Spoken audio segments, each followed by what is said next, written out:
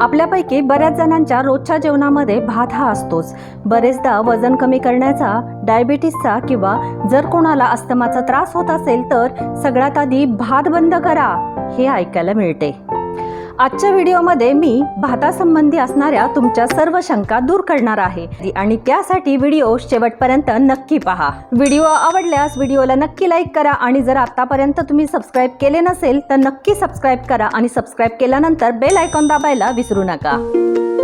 नमस्कार, मी डॉक्टर अंजली स्वागत करते तुम्हा सर्वांचे सुंदर माझे घर या आपल्या यूट्यूब चॅनेलवर। सर्वप्रथम आपण जाणून घेऊयात की भातामध्ये नेमके कोणत्या प्रकारचे न्यूट्रिएंट्स असतात। एक बाउल शिजवलेल्या भातामध्ये 240 कॅलरीज असतात, 50 ग्रॅम कार्बोहायड्रेट्स आणि 4.43 ग्रॅम प्रोटीन्स असतात। भातामध्ये फायबर्सचे आणि फॅट्सचे प्रमाण अत्यल्प असते, ते म्हणजे 0.7 ग्रॅम एवढे असते। भातामध्ये अँटीऑक्सिडंट्स आणि मिनरल्सचे प्रमाणही फार कमी असते। तांदळाचा ग्लायसेमिक इंडेक्स हा 72 आहे। गव्हासोबत जर कंपेअर केलं तर गव्हाचा ग्लायसेमिक इंडेक्स हा 62 आहे। आता सर्वांनाच प्रश्न पडेल की ग्लायसेमिक इंडेक्स म्हणजे नेमके काय। एखादा पदार्थ जेव्हा आपण खातो तेव्हा त्या पदार्थातून ग्लुकोज, साखर ही सुट्टी होत असते। ही शुगर रक्तप्रवाहामध्ये किती वेगाने येते, म्हणजेच हळूहळू येते की फास्ट येते, यावर त्या पदार्थाचा ग्लायसेमिक इंडेक्स हा ठरलेला असतो। एखाद्या पदार्थाचा ग्लायसेमिक इंडेक्स हा 55 पेक्षा कमी असेल तर तो चांगला समजला जातो।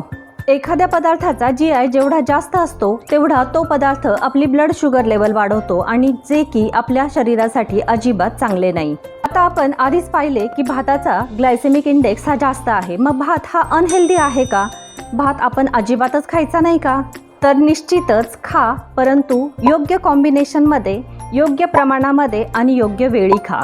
या आधीच आपण माहिती घेतली की भातामध्ये फायबर्स, मिनरल्स आणि प्रोटीन्स कमी प्रमाणामध्ये आहेत। मग आता भातामध्ये जर हे सगळे गुणधर्म नाहीत तर ते आपण कुठल्या तरी कॉम्बिनेशनने त्यामध्ये आणू शकतो। त्यासाठी काय करायचे, जर तुम्ही 1 वाटी भात घेणार असाल तर त्यासोबत 1 वाटी घट्ट असं वरण खा किंवा मिश्र डाळींची आमटी खा।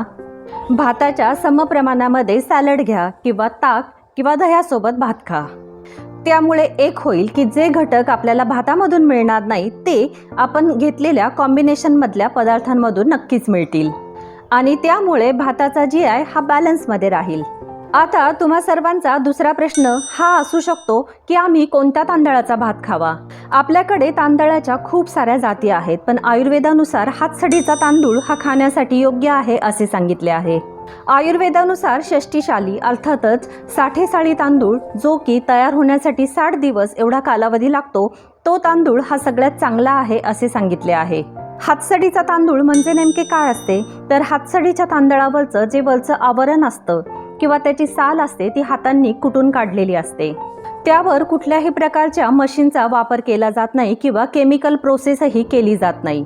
हातसडीचा तांदूळ हा पचायला हलका असतो आणि त्याची पोषण मूल्ये ही टिकून असतात। पूर्वीच्या काळी लोक हातसडीचे तांदूळ खायचे, परंतु कालांतरानंतर तांदळाला पॉलिश करून यायला लागले। पॉलिश केलेल्या तांदळाला चमक येते, परंतु तांदळाचे वरचे कव्हर हे निघून जाते, त्यामुळे त्यातील फायबर नाहीसे होतात। मध्यंतरी ब्राऊन राईसचा चांगलाच बोलबाला झाला होता, परंतु ब्राऊन राईस हा शिजायला आणि पचायलाही जड आहे हे सिद्ध झाले। त्यामुळे ब्राऊन राईसपेक्षा हातसडीचाच तांदूळ चांगला आहे असे पुन्हा एकदा सिद्ध झाले। तांदळाचे जर दाणे पाहिले तर त्यावर ब्रान, जर्म आणि एंडोस्पर्म असे स्तर असतात।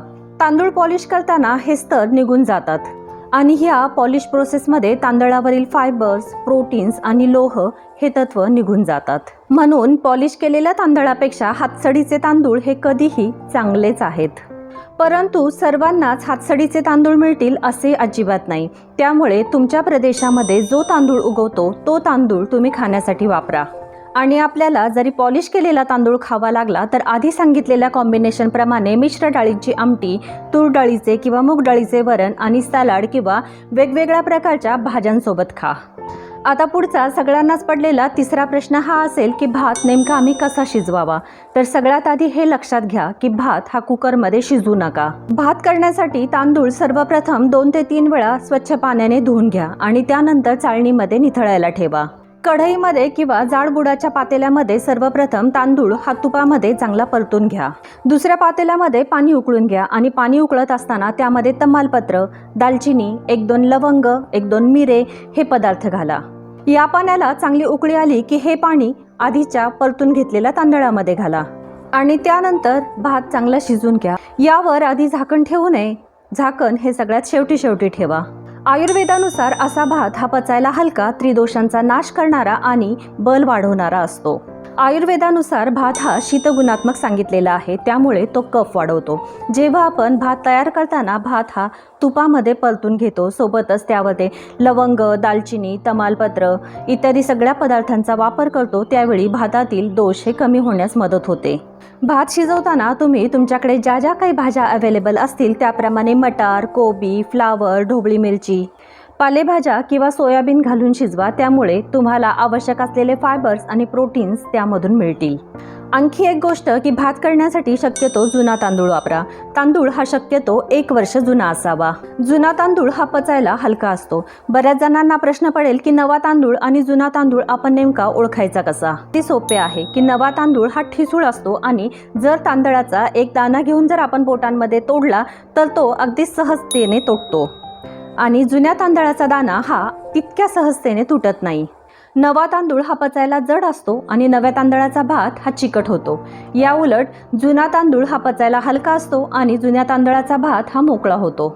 आणखी एक महत्त्वाची गोष्ट म्हणजे आपल्याकडे काही जण भात शिजवताना त्यामध्ये थोडे जास्त प्रमाणामध्ये पाणी घालतात आणि भात शिजू लागला की त्यामध्ये जे काही पाणी उरते ते पाणी काढून फेकून देतात, परंतु या पाण्यामध्येही खूप सारे पोषक तत्व असतात, त्यामुळे हे पाणी लहान मुलांना किंवा घरामध्ये जर कोणी आजारी व्यक्ती असतील तर त्यांना नक्की द्या आणि शक्यतो तांदळाच्या दुप्पट पाणी घालून भात शिजवा, त्यामुळे तुम्हाला एक्स्ट्राचे पाणी वरती काढून घेणे आणि फेकून देणे याची गरज पडणार नाही।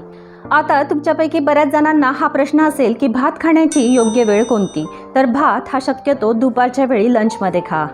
भात हा शीतगुणात्मक असतो, त्यामुळे रात्रीचे भाताचे सेवन करणे हे पूर्णपणे टाळा। सूर्यास्तानंतर जर तुम्ही भात खाताल तर त्यामुळे कफविकार म्हणजे सर्दी, खोकला, सायनस किंवा अस्थमा यासारखे आजार होण्याची शक्यता असते आणि वेट गेन ही होऊ शकते। तज्ज्ञांच्या मते रोज 1 वाटी भात खायला हरकत नाही, परंतु तो शक्यतो लंच टाईममध्ये घ्या, रात्री भात खाणे टाळा। आणखीनही एक प्रश्न बऱ्याच जणांना असतो आणि तो म्हणजे भात जेव्हा आम्ही खातो त्यावेळी दुसरे कोणते धान्य खाल्ले तरी चालेल का?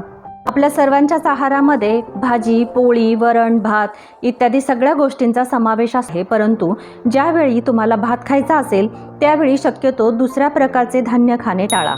भात खाल्ला आणि सोबत पोळी भाकरीही खाल्ली तर त्यामुळे तुमचा ग्लायसेमिक लोड जास्त होणार आहे आणि त्यामुळे रक्तातील शुगर ही झपाट्याने वाढणार आहे। म्हणून फक्त भात खा किंवा पोळी भाकरी खा, त्यावर 1 चमचा साजूक तूप नक्की घ्या, त्यामुळे ग्लायसेमिक इंडेक्स वाढणार नाही आणि रक्तातील शुगर ही थोडी कमी प्रमाणामध्ये वाढेल। या सर्व काही टिप्सच्या सोबत सगळ्यात महत्त्वाचे हे लक्षात ठेवा की भात खाल्ल्या लगेचच झोपू नका।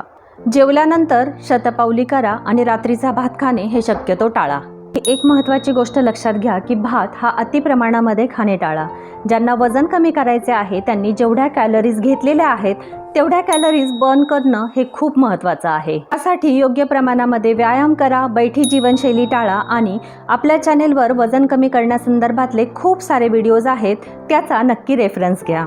फ्रेंड्स, होप आजचा व्हिडिओ हा तुम्हाला महत्त्वपूर्ण वाटला असेल।